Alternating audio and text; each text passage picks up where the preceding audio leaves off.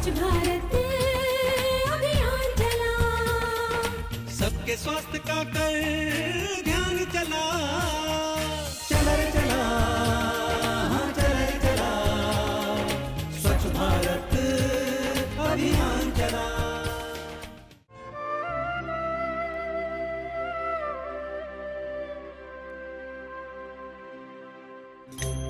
वैष्णव जन तो तेरे कहिए जे पीड़ पराई। स्वच्छ भारत सुंदर भारत। नमस्कार, स्वच्छ भारत कार्यक्रम में आप सभी का स्वागत है। दर्शकों, हमारे इस कार्यक्रम का मकसद है कि हर घर, हर गांव और हर शहर और उसके आसपास का वातावरण स्वच्छ हो। गंभीर बीमारियों पर खर्चा करने से अच्छा है कि हम स्वच्छता के प्रति जागरूक हों, स्वस्थ और खुशहाल रहें। और इसी कोशिश में आज हमारे साथ जुड़े हुए हैं मेरठ मंडल के आयुक्त श्री आलोक सिन्हा जी। आपका बहुत बहुत स्वागत है। और जब हम बात करते हैं मेरठ मंडल की सर, तो आपको स्वच्छ भारत अभियान के तहत मेरठ मंडल को कहाँ पाते हैं? मेरठ मंडल वेस्टर्न यूपी का काफ़ी बड़ा मंडल है। हमारे पास छः डिस्ट्रिक्ट हैं इस मंडल में, गाज़ियाबाद, गौतम बुद्ध नगर, मेरठ, बागपत, हापुड़ और बुलंदशहर। और यहाँ की अधिकांश जनता जो है, करीब 50% जनता वो शहरों में रहती है, 53% के आसपास गांव में रहती है। और यहाँ के जो गांव हैं उसमें ऑलरेडी एक अवेयरनेस थी लोगों में अबाउट टॉयलेट्स, बट ये स्वच्छ भारत अभियान के अंतर्गत एक एजेंडा चेंज हुआ, लोगों का डिस्कशन इस बारे में शुरू हुआ, तो लोगों का बहुत क्रेज़ है। तो इसलिए यहाँ पे लोगों में ऑलरेडी इस बात की काफ़ी डिमांड है कि उनके घर में टॉयलेट्स बने, उनको बाहर ना जाना पड़े, बल्कि वो काफ़ी ज़्यादा इस बारे में जागरूक हैं कि स्वच्छता रहनी चाहिए, चाहे शहर हो चाहे गांव हो। स्वच्छता के बारे में सब लोग बहुत जागरूक हैं जी। लोगों के पास बहुत बड़ी बड़ी गाड़ियां हैं, हाईवे पर जाते हैं, लेकिन खाते पीते हैं, अपनी गाड़ी को तो साफ रखते हैं, लेकिन रोड पर कचरा फेंक देते हैं। तो ऐसे में अवेयरनेस लाना एक बहुत बड़ी चुनौती है। तो इस क्षेत्र में किस तरह से लोगों को समझाया जा सकता है? स्वच्छ भारत मिशन के थ्रू और यूपी सरकार के जो ग्रीन यूपी और क्लीन यूपी प्रोग्राम है, उसके तहत ये अवेयरनेस फैलाने की कोशिश की जा रही है। इससे लोगों में कम से कम ये बात फैले कि साहब स्वच्छता रखना उनका पर्सनल दायित्व है, इसके लिए किसी प्रकार को अलग से बाहर से कानून लाने की ज़रूरत नहीं। स्वच्छता उनके हित में है, उनको बीमारियां लगे उसके लिए, उनके बच्चों के लिए है। तो अवेयरनेस आ रही है। जैसे आपने गाड़ियों की बात की, ये बात सही है कि इस बात से फ़र्क नहीं पड़ता कि आदमी अमीर है या गरीब है, उसको बस अवेयरनेस होनी चाहिए स्वच्छता रहने की। तो मेरे ख्याल से हम लोग इस बारे में और कार्य करेंगे। म्यूनिसिपैलिटीज़ के थ्रू, सोशल मीडिया के थ्रू इस बात को और फैलाया जाएगा कि स्वच्छता की तरफ ज़्यादा लोग ध्यान दें। पर्सनल हाइजीन प्लस सोसाइटी के प्रति भी उनकी रिस्पॉन्सिबिलिटी बनती है कि वो सोसाइटी में भी अपना गंदा बाहर निकाल के फेंक देंगे, इसका मतलब सोसाइटी में तो गंदगी ही रहेगी। तो इसलिए स्वच्छता का एक उनको अपना माइंडसेट बनाना पड़ेगा। और ये शुरुआत मुझे लगता है विद्यालयों से ज़्यादा ज़रूरी है। जो हमारा युवा वर्ग है उसके अंदर अवेयरनेस लानी बहुत ज़रूरी है, क्योंकि यही आगे चलकर सिखाते हैं, यही हमारे देश का भविष्य है। तो विद्यालयों से ये शुरुआत की जाए तो बहुत अच्छा है। नहीं, शुरुआत अगर बच्चों के माध्यम से की जाती है तो वो लास्टिंग रहती है। जब बच्चे बड़े होते हैं तो उनमें ये सारी बातें होती हैं। और हम लोग का प्रयास भी यही है कि बच्चों के माध्यम से बच्चों को अर्ली एज से ही ये शिक्षा दी जाए कि स्वच्छता उनके लिए कितनी महत्वपूर्ण है। बिल्कुल। मैं यहाँ पर जानना चाहूँगी आलोक जी आपसे कि जब हम बात कर रहे हैं मेरठ मंडल की, तो कोई ऐसी शहर की, ऐसी जगह की बात बताएं जहाँ पर स्वच्छता को बहुत ही एक तरह से सीरियसली लिया गया और बहुत अच्छा काम किया गया। मेरठ मंडल में मैंने कार्यभार संभाला तो मैंने मालूम करने की कोशिश की कि यहाँ पे स्वच्छता के लिए लोगों की प्लानिंग क्या है, जो अर्बन एरियाज़ हैं उन्होंने कैसे प्लान किया हुआ है जी। तो मालूम पड़ा कि कोई लिखित प्लान कहीं पे भी नहीं है। कि जिससे मालूम पड़े कि म्यूनिसिपैलिटीज़ में या टाउन एरियाज़ में सफाई कैसे होगी। तो मैंने सबकी बैठक बुला के कहा कि आप लोग स्वच्छता के बारे में प्लान बनाइए। और उसी क्रम में मैंने कहा कि आप में से ऐसे कौन लोग हैं जो अपनी एरिया की स्वच्छता के बारे में जिनको जानकारी है, जागरूक हैं और वो इतने कॉन्फिडेंट हैं कि वो मुझे बुला सकें। तो उसमें से एक हमारे जो अधिकारी थे उन्होंने हाथ उठाया और मैं इनफैक्ट उसके अगले हफ्ते में उनके यहाँ गया। ये बुगरासी करके एक टाउन एरिया है जो बुलंदशहर में है, and I was really surprised. जिस प्रकार की उन्होंने स्वच्छता थी, एक तो स्वच्छता करने की बात होती है और एक स्वच्छता की व्यवस्था करने की बात होती है। इसका मतलब वहाँ पे इस बारे में सोचा गया होगा। जो over the period of time वहाँ पे जो लोग रहे होंगे उन्होंने सोचा होगा। वो एरिया देख के लगता नहीं कि उस इतना ज़्यादा वहाँ पे लोग अच्छी तरह से प्लानिंग कर सकते हैं, क्योंकि हम लोग का नॉर्मली इंप्रेशन रहता है कि टाउन एरियाज इन सबका जो है बिल्कुल। मैनेजमेंट इतना अच्छा नहीं रहता। हाँ, बट कहाँ सफाई होगी वहाँ पर। But Bugrasi is one place really surprise me. वहाँ पे पूरा जैसे होता है कोई धूल धक्कड़ कहीं नहीं, नालियाँ प्रॉपर बनी हुई, प्रॉपर ड्रेनेज सिस्टम बना हुआ, पूरी जितनी गलियाँ थी वो सारी साफ। जी। और ऐसा नहीं चौड़ी सड़कें ही थी, चौड़ी सड़कें तो साफ थी, गलियाँ भी सारी की सारी साफ थी। बिल्कुल तो which was very surprising and I was really impressed बिल्कुल। What they did. ड्रेनेज की जैसे आपने की, तो वाटर लॉगिंग, पानी का जमा हो जाना एक बहुत बड़ी समस्या है, खासकर जो अब बारिश का मौसम चल रहा है, तो ऐसे में डेंगू जैसी बीमारी भी फैलने का बहुत ज़्यादा डर होता है। तो ऐसे में क्या क्या कदम उठाए जा सकते हैं?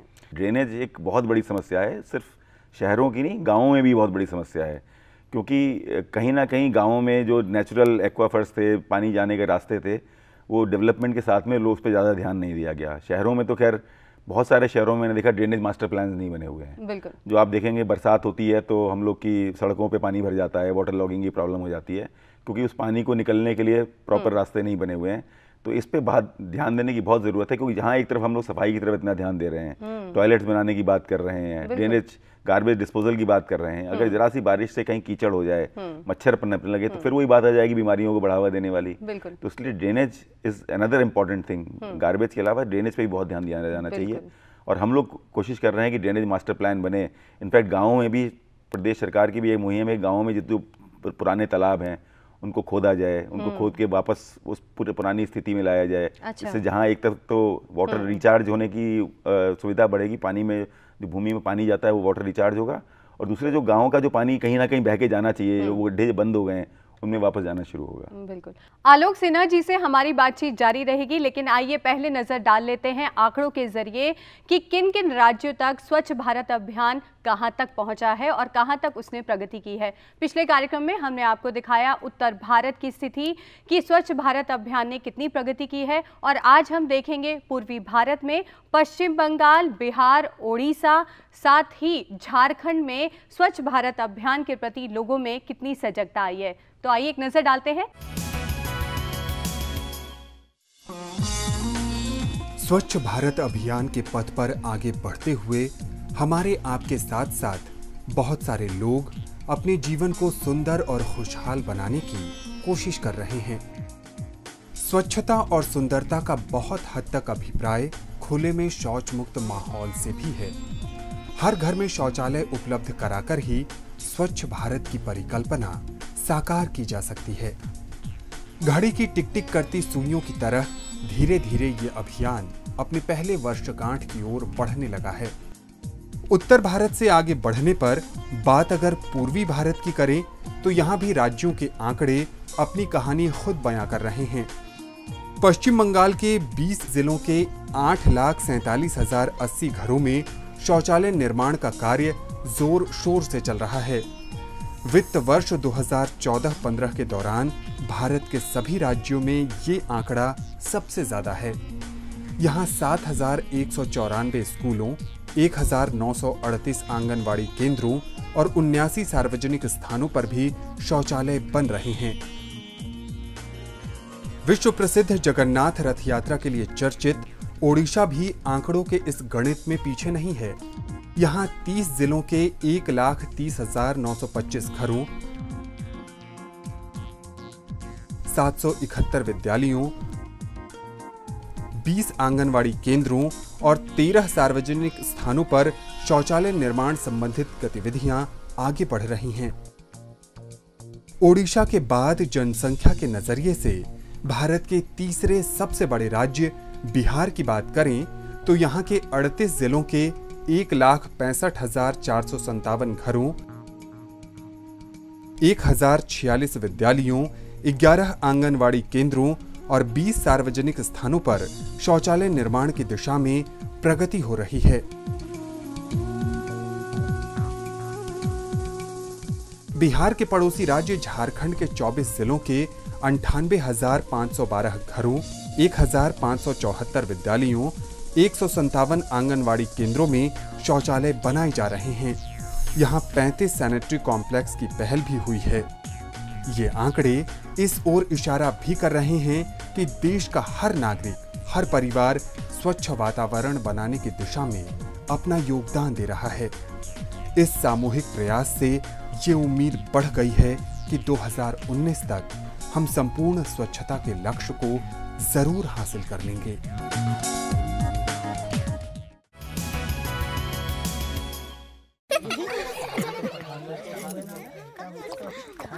नीचे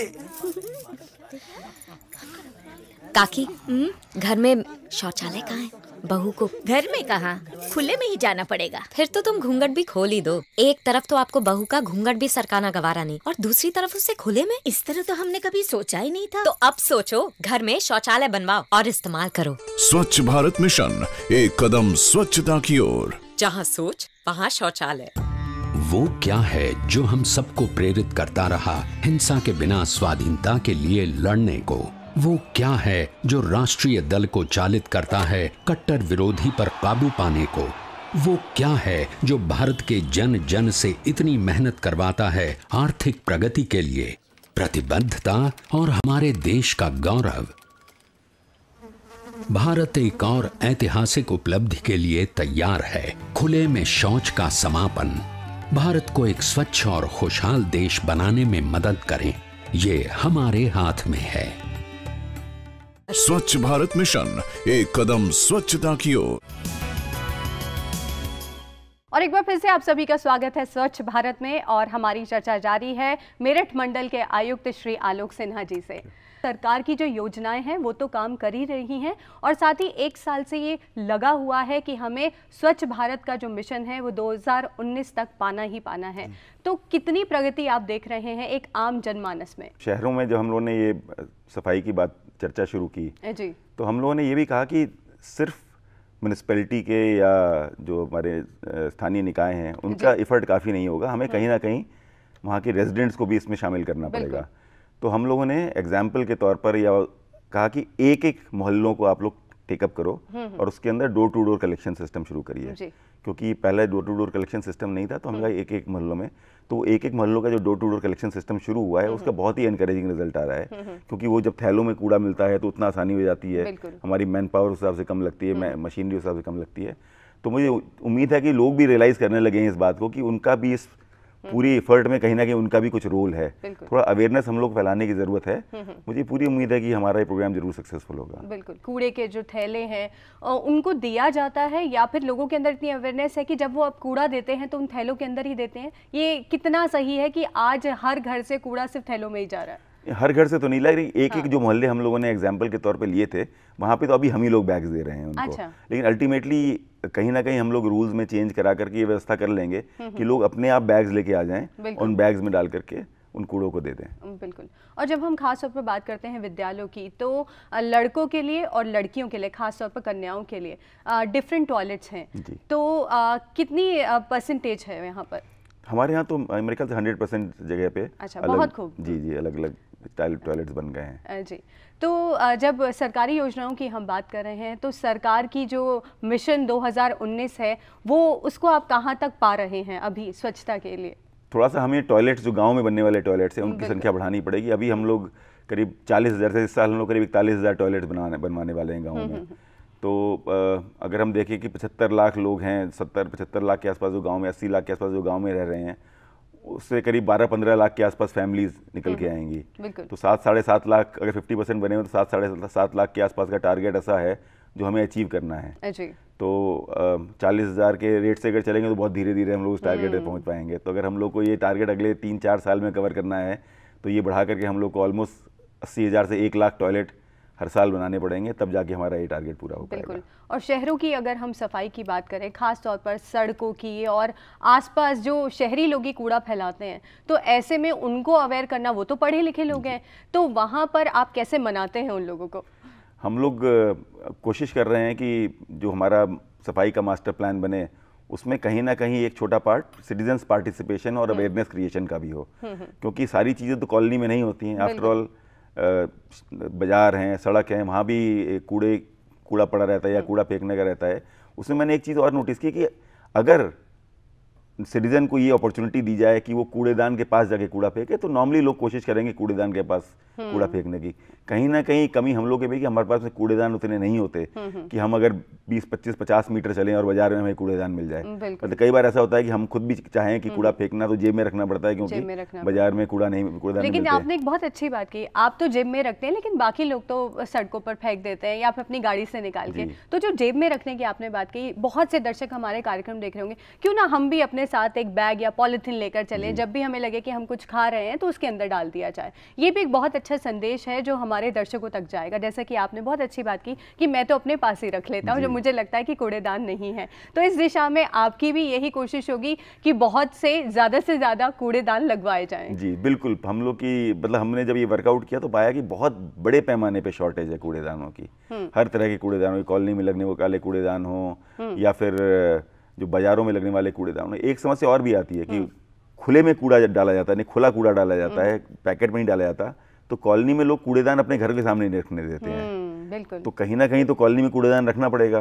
तो इसलिए भी जरूरी है कि पैकेट्स के अंदर कूड़ा रहे, जिससे कि जो जिस घर के सामने कूड़ेदान है उस घर को किसी प्रकार की असुविधा ना हो और वो कूड़ेदान भी नियमित रूप से साफ होता रहे। ऐसा ना हो कि वहाँ कूड़ा सड़ने लगे। तो इसीलिए लोगों का ये रिएक्शन होता है कि हमारे घर के सामने हमारे घर क्या कूड़ा दूर कर दें या पार्क में कर दें, किसी ना किसी घर के सामने जाएगा, इनके घर के सामने नहीं जाएगा, अपने घर के। ये बहुत अच्छी आपने बात की और मानसिकता हमें यहाँ पर बदलनी पड़ेगी।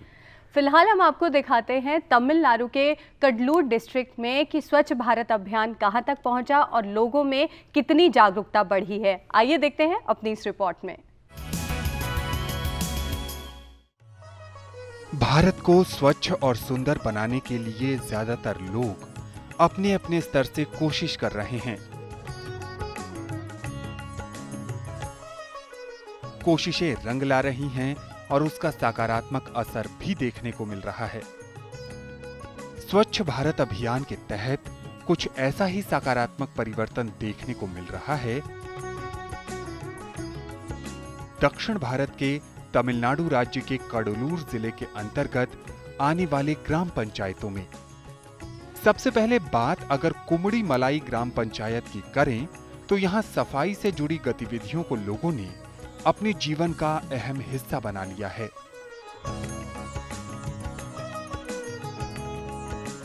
स्वच्छता अभियान से यहां ज्यादातर घरों में शौचालय बन गए हैं।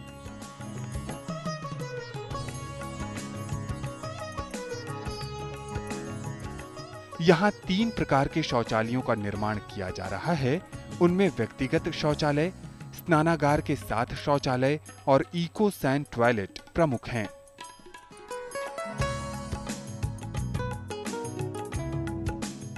इसमें 2 पिट होते हैं। एक पिट का इस्तेमाल लगभग 6 महीने तक किया जा सकता है। पहले पिट के भर जाने के बाद दूसरे पिट का प्रयोग होता है। पिट के भरने के बाद अपशिष्टों को बाहर निकाला जाता है और इससे खाद का निर्माण किया जाता है।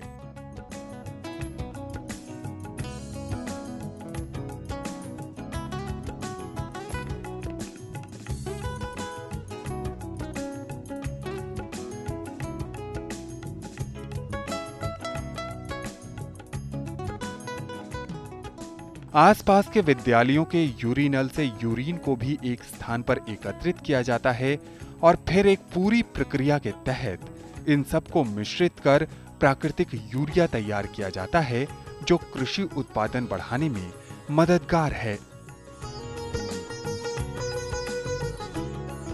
वाकई ये कोशिश बेहद सराहनीय है। यहां से कुछ दूर आगे बढ़ने पर आर्य कोष्टी ग्राम पंचायत की स्थिति भी स्वच्छता के लिहाज से शानदार नजर आई। यहां शौचालय की समस्या से पार पाने के लिए सैनिटरी कॉम्प्लेक्स की पहल की गई है। इस कॉम्प्लेक्स में 8 शौचालयों के अलावा स्नानागार और वृद्ध एवं विशेष लोगों के लिए एक पश्चिमी बनावट का शौचालय भी उपलब्ध है। सैनिटरी कॉम्प्लेक्स से महिलाओं को बहुत फायदा हुआ है।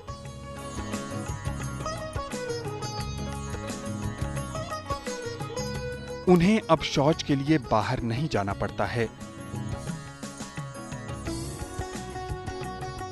यहां स्वच्छ जल भी घर घर उपलब्ध है।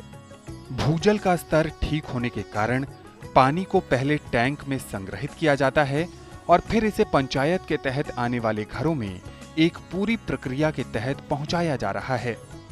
आर्यकोष्ठी ग्राम पंचायत के साथ साथ सैनिटरी कॉम्प्लेक्स की पहल मजुकूड़ी ग्राम पंचायत में भी देखने को मिली। यहाँ इस कॉम्प्लेक्स में 8 शौचालय, 3 स्नानागार और एक पश्चिमी बनावट के शौचालय की सुविधा भी उपलब्ध है। घरेलू कामकाज निपटाकर महिलाएं इस सैनिटरी कॉम्प्लेक्स का इस्तेमाल स्नान, शौच और कपड़ा धोने के लिए भी करती हैं। सैनिटरी कॉम्प्लेक्स के अलावा भी यहाँ ज्यादातर घरों में शौचालय की सुविधा उपलब्ध है। दूसरे शब्दों में कहें तो ये इलाका लगभग खुले में शौच मुक्त है। स्वच्छता संबंधित गतिविधियों का जायजा लेने हम पहुंचे कड़लूर से 36 किलोमीटर दूर चिदंबरम जाने वाले रास्ते पर स्थित पारंगी पेट्टे पंचायत। यहां भी स्वच्छता के प्रति लोगों में जागृति नजर आई। यहां वहां बिखरा कचरा इस क्षेत्र के लिए गुजरे जमाने की बात हो गई है। लगभग सभी घरों में शौचालय की सुविधा उपलब्ध है और साफ सफाई लोगों के जीवन का अहम हिस्सा बन गया है। यहाँ विद्यालयों में भी छात्रों को स्वच्छता का पाठ पढ़ाया जाता है। विद्यार्थियों को बहुत ही विस्तार से खाना खाने से पहले और शौच के बाद साबुन से हाथ धोने की महत्ता को बताया जाता है। धीरे धीरे बच्चे यहाँ स्वच्छता दूत की भूमिका भी निभा रहे हैं। वो अपने घरों और आसपास के क्षेत्रों में स्वच्छता संबंधित जागरूकता लाने में भी अहम रोल निभा रहे हैं। इन तमाम कोशिशों ने कड़लूर जिले की तस्वीर में रंग भर दिया है और ये जिला स्वच्छता का पर्याय बनता जा रहा है।